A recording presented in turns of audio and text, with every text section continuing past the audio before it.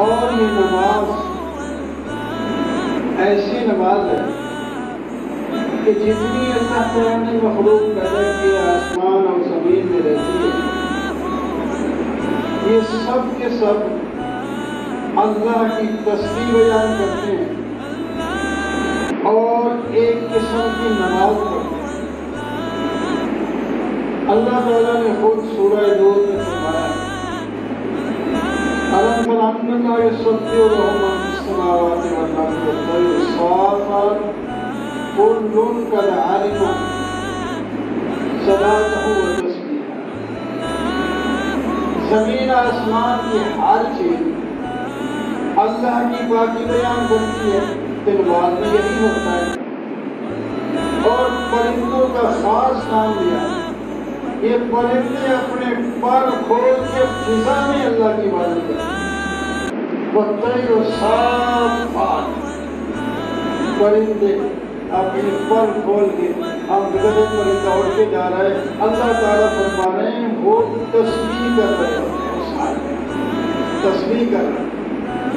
پھر اس کے بعد اللہ تعالیٰ نے فرمایا یہ سب تسبیحات کیسے کرنی ہیں، وہ ان کو پتہ ہے، اللہ نے ان کے شعور میں رکھا ہے۔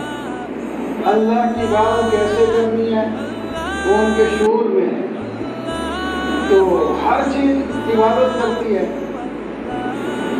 تو ہم جب دیکھتے ہیں مخلوق کو یہ مختلف انداز میں عبادت کر رہے ہیں، یہ درخت کھڑے ہوئے ہیں، یہ قیام میں جب تک کھڑے یہ کاٹے نہیں جائیں گے، یہ قیام میں کھڑے، یہ رکوع میں نہیں جائیں گے۔ چار پاؤں والے جانور آپ دیکھیں جیسے ہم رکوع کرتے ہیں، وہ رکوع کی شکل میں ہوتے ہیں، اور یہ جو سانپ بچھو کیڑے مکوڑے اور یہ تیلی خربوزے ہندوانے کریلے توری وغیرہ کی جو بیلیں ہیں، ان کے سر زمین کے ساتھ لگے ہوتے ہیں۔ یہ سانپ کا سر بھی زمین کے ساتھ، سب یہ گویا کہ یہ سجدے کی حالت میں رہتے ہیں آگے، ان کو تقریم بھی کوئی نہیں، بس اسی طرح اللہ نے ان کو بنایا ہے، اسی طرح وہ کر رہے ہیں۔ اور اسی طرح یہ مکان کوٹے اور پہاڑ ٹیلے یہ قرون کی شکل میں ہیں، جیسے ہم اتحیات میں بیٹھتے ہیں ایک شکل بن جاتی ہے، یہ اس طرح کی ہے۔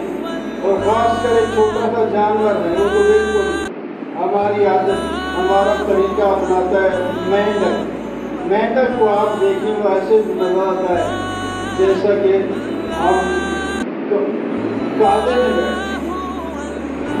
تو بتانے کا مقصد یہ ہے کہ ساری مخلوق مختلف انداز میں ایک ایک عبادت میں لگی ہوئی ہے۔